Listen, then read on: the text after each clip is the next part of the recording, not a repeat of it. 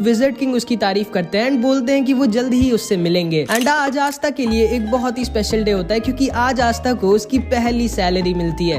इतने सारे पैसे, ये मेरी पूरी जिंदगी की सैलरी है क्या? ये तुम्हें ज्यादा लग रहे हैं आस्था? हाँ और नहीं तो क्या, इतने में मैं और मेरा पूरा चर्च साल भर खाना खाए। कैप्टन मैं आपको अपना सारा का सारा पैसा दूंगा, आप मुझसे लड़ाई करेंगे क्या? नहीं कैप्टन, मैं अपनी छोटी बहन मारी से मिलने जा रहा हूँ। जाओ, मैं तो ढेर सारा खाना खाऊंगी। हाँ बस फटना मत, कुछ तो बोलो। इतना तो मैं दान दे दिया करती थी, जो मिला उस पे खुश रहो, समझी? ज्यादा उड़ो मत। मेरे प्यारे आस्था, तुम अपनी पहली सैलरी से क्या करने वाले हो? डेट पे चलोगे क्या मेरे साथ? नहीं, मैं अपने सारे पैसे वापस चर्च भेज दूंगा और थोड़ा दूर हट के बात कर सकती हैं आप मुझसे? ओए आस्था, बहुत अच्छे, तुम्हें अपना सारा का सारा पैसा घर भेज देना चाहिए, बहुत अच्छा कर रहे हो। हमें अपनी फैमिली के बारे में कभी नहीं भूलना चाहिए और उनका भी ख्याल रखना चाहिए। आप भी अपना सारा पैसा वापस भेजते हैं क्या मैग्मा सेंपाई? नहीं, मैं तो जुआ लड़ने जा रहा हूँ। कैसा आदमी है ये? आस्था देखो, वापस घर पैसे भेजना अच्छी बात होती है, लेकिन सारे पैसे भेजने की क्या जरूरत है? थोड़ा बहुत अपने लिए भी रख लो। लेकिन मैं करूंगा क्या इन पैसों का? मेरे साथ शॉपिंग चलो और क्या। उसके बाद आस्था, नोएल और वेनेसा कीका टाउन जा रहे होते हैं शॉपिंग करने। आस्था मुझे पकड़ना मत, ठीक है? मैंने कहा था मुझे पकड़ना मत गधे। असल में इतनी तेज हवा चल रही थी कि आस्था को लगा नोएल कह रही है उसे पकड़ लो। इसके बाद हम देखते हैं आस्था, नोएल और वेनेसा तीनों कीका टाउन आ जाते हैं। एंड आज भी आस्था इधर जिधर देख रहा होता है उसको मैजिक ही दिख रहा होता है। एंड उसे वहाँ पे चार्मी भी दिखती है जो मस्त ठूस रही होती है। इतना सारा खाना जाता किधर है? एंड इधर हमेशा की तरह फिनरल एक लड़की को छेड़ रहा होता है जो इसको बजा देती है। नोएल फिर से सोचती है कैसे पागलों की टीम में हूँ मैं। उसके बाद ये तीनों ब्लैक मार्केट में जाते हैं जहाँ पर इन्हें सेक्के मिल जाता है। ओए सेक्के, याद हूँ मैं तुम्हें, मैंने तुम्हारी बैंड बजाई थी। हाँ नहीं मतलब नहीं याद हो, कौन हो तुम? लेकिन तभी इन लोगों के पास एक बूढ़ी औरत का एक आदमी सामान चोरी कर भागने लगता है एंड आस्था उसके पीछे भागता है। ये दोनों इस बूढ़ी औरत के पास जाकर इससे कहते हैं आप चिंता मत करिए, आस्था के रहते वो आपका सामान लेके भाग नहीं पाएगा। आस्था के नहीं, मेरे रहते मेरी मैजिक बाइक से कोई भी नहीं भाग सकता। चिंता मत करो क्यूटीज, मैं अभी इस बूढ़ी औरत का पर्स लेके आता हूँ।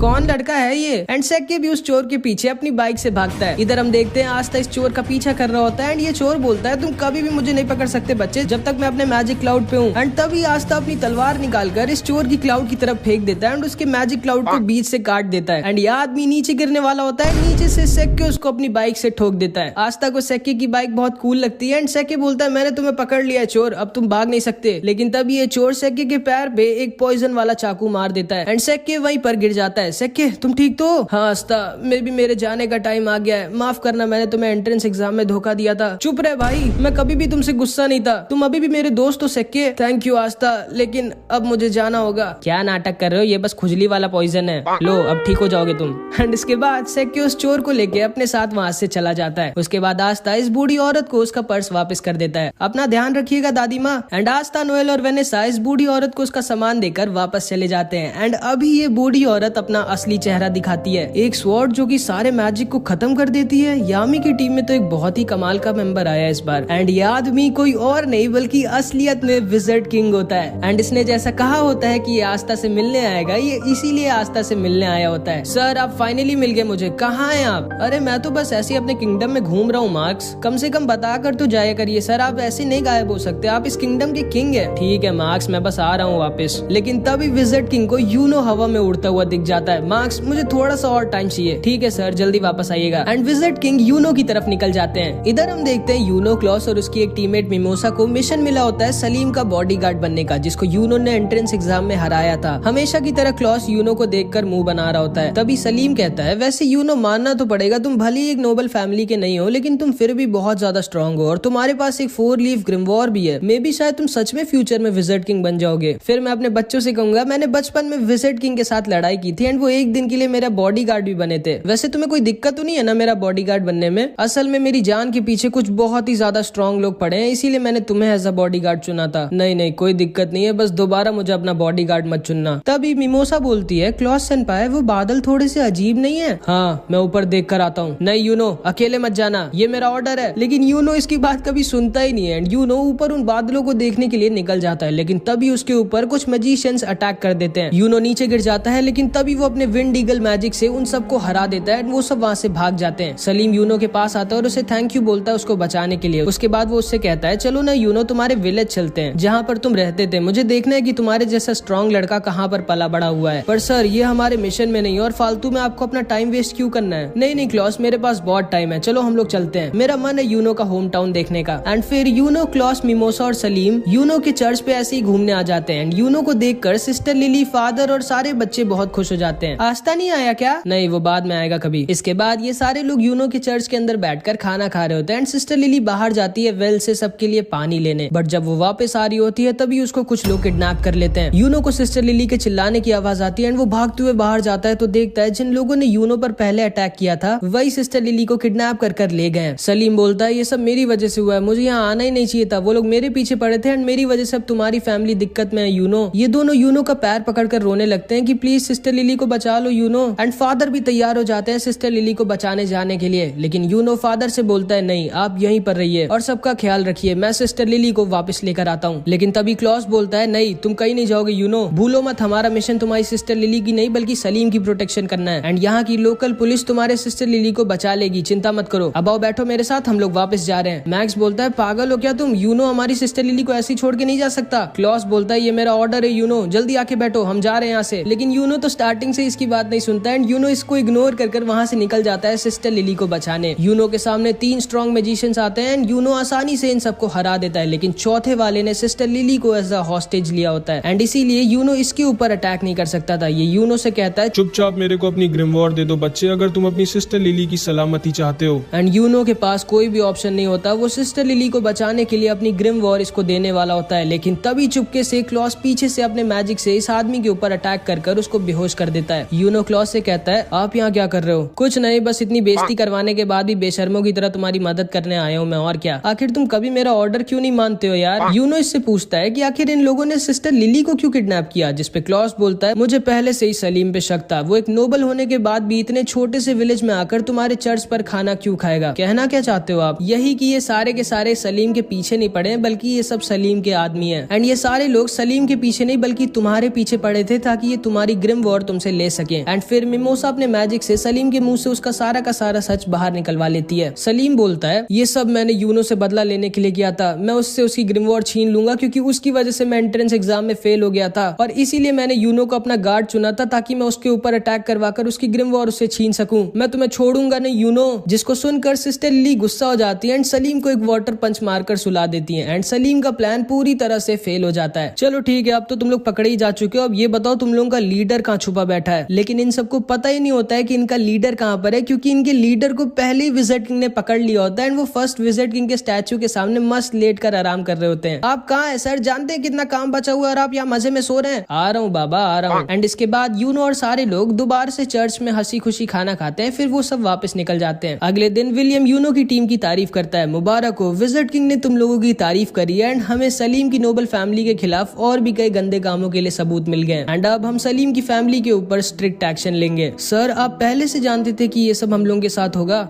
हाँ, और इसीलिए मैंने यूनो को अकेला नहीं बल्कि तुम दोनों को इसके साथ भेजा था। अब जाओ आराम करो, तुम लोगों ने अच्छा काम किया। एंड फिर ये तीनों वापस जाने लगते हैं। क्लॉस यूनो से बोलता है यूनो अगली बार तो मेरी बात मानोगे ना? हाँ, मुझे पता है तुम झूठ बोल रहे हो, आखिर ऐसा क्यों करते हो तुम? एंड यूनो उसे इग्नोर कर रहा होता है जिसको सुनकर मिमोसा हंसने लगती है। एंड इधर हम देखते हैं मैग्मा दोबारा से जुए में सब कुछ हार जाता है, अपने कपड़े तक हार जाता है एंड चार्मी हमेशा की तरह ठूस रही होती है। एंड इधर दूसरी तरफ अचानक से एक बहुत बड़ा डंजन क्लोवर किंगडम और डायमंड किंगडम के बीच में ओपन हो जाता है। जिसको नहीं पता है मैं बता दूं, डंजन मतलब एक सीक्रेट टनल टाइप का होता है जिसके अंदर लोग खजाना यानी कि ट्रेजर छुपा कर रखते हैं एंड अंदर बहुत सारे ट्रैप्स भी होते हैं, इसलिए थोड़ा डेंजरस भी होता है। मार्क्स विजिट किंग से कहता है सर मुझे आपको कुछ बताना है। मुझे पता है मार्क्स उस डंजन के बारे में और मुझे ये भी पता है कि हमें किसको उस मिशन पर भेजना चाहिए। एंड इसके बाद हम देखते हैं ये सारे के सारे ब्लैक बुल्स के मेंबर आस्था की चिड़िया का नाम डिसाइड कर रहे होते हैं। मैं इसका नाम रखता हूँ मैग्ना फायर। बिल्कुल नहीं, बहुत ही गंदा नाम है। इसका नाम होगा जॉन स्नो। नहीं, ये चिड़िया है, कोई राजा थोड़ी ना है। इसका नाम रख देते हैं दारू। दारू कैसा रहेगा? आखिर इसका नाम रखने की जरूरत क्या है? ये मेरे को दे दो ना, मुझे बहुत टेस्टी लग रही है। मैं पहले ही डिसाइड कर चुका हूँ इसका नाम क्या होगा। इसका नाम होगा रेड ब्लैक चिड़िया। एंड तभी आस्था की चिड़िया उसको मारने लगती है कि नहीं, ये नाम तो बिल्कुल नहीं रखना है मुझे। लेकिन फिर लक बोलता है क्यों ना हम लोग इसका नाम मैरो रख दें। एंड इस चिड़िया को भी ये नाम पसंद आता है एंड इस चिड़िया का नाम मैरो पड़ जाता है। तभी वहाँ पर फिनरल के साथ यामी आ जाता है और सारे लोग यामी को देखकर बहुत खुश हो जाते हैं। यामी सबको बताता है हमारे किंगडम में एक नया डंजन मिला है। क्या?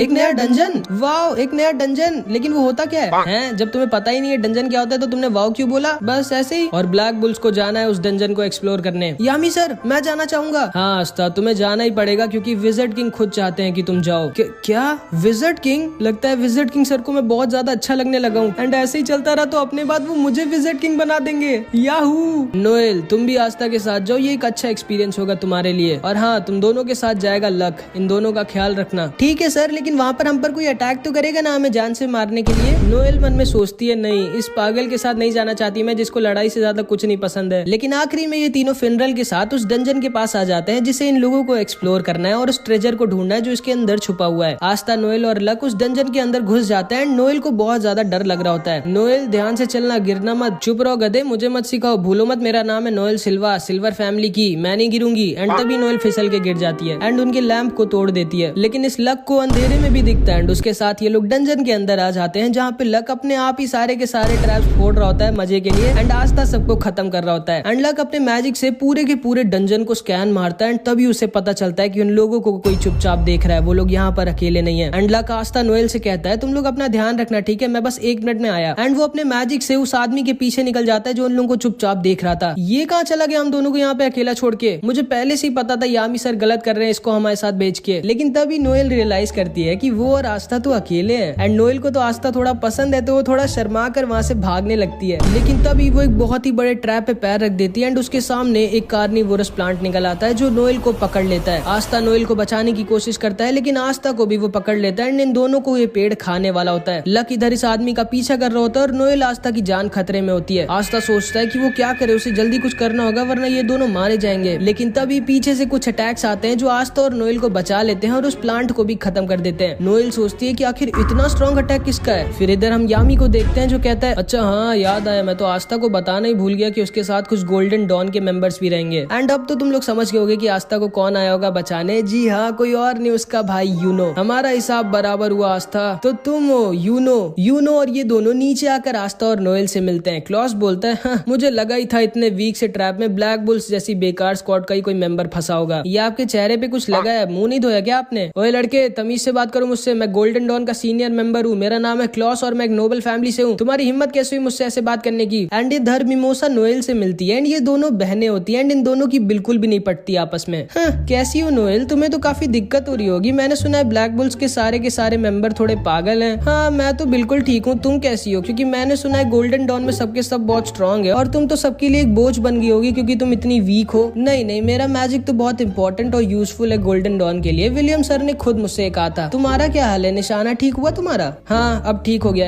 एंड ये दोनों ऐसी एक दूसरे को ताना मार रही होती है और आस्था और क्लॉस आपस में लड़ रहे होते हैं। अच्छा हाँ, याद आया, तुम्हारे साथ तो कोई एक और भी होना चाहिए था ना, कहाँ है वो? कहीं डर के भाग तो नहीं गया तुम लोगों को अकेला छोड़ के? जिसपे आस्था और नोएल कुछ नहीं बोल सकते थे क्योंकि उन्हें खुद ही नहीं पता है कि लक कहाँ पर गया है। एंड इधर लक इस आदमी का पीछा कर रहा होता है जो बहुत तेज भाग रहा होता है।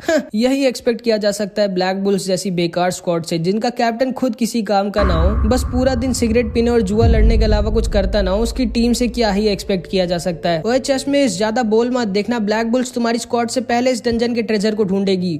सपने में, पहले अपने टीममेट को तो ढूंढ लो, उसके बाद ट्रेजर को ढूंढना। चलो यूनो और मिमोसा। एंड फिर यूनो, मिमोसा और क्लॉस निकल जाते हैं ट्रेजर को ढूंढने। आस्था नोएल से कहता है, जल्दी चलो, हम हार नहीं सकते इन सबसे। एंड ये दोनों भी निकल जाते हैं ट्रेजर को ढूंढने, लेकिन इन लोगों को बाहर जाने का रास्ता ही नहीं मिल रहा होता है। तभी मैरू उड़ती है और इन लोगों को बता देती है, लो ये रास्ता है, चलो निकलो यहाँ से। एंड ये दोनों भी वहाँ से निकल जाते हैं। इधर हम देखते हैं विजिट किंग को एक सोल्जर बताता है कि डायमंड किंगडम ने भी कुछ मैजिक नाइट्स को डंजन को एक्सप्लोर करने के लिए भेजा है। लेकिन क्यों? जब वो डंजन क्लोवर किंगडम में खुला है तो डायमंड किंगडम के लोग क्यों आए? सर, हमें जल्दी से कुछ करना चाहिए। चिंता मत करो मार्क्स, मैंने कुछ बहुत ही ज्यादा स्ट्रॉन्ग लोगों को उस डंजन में भेजा है, सब ठीक होगा। एंड विजिट किंग ने बिल्कुल सही कहा होता है क्योंकि लक ने इधर अकेले ही सारे के सारे डायमंड किंगडम के मैजिक नाइट्स को हरा दिया होता है एंड सिर्फ एक आदमी बचा होता है जिसका नाम लोटस होता है।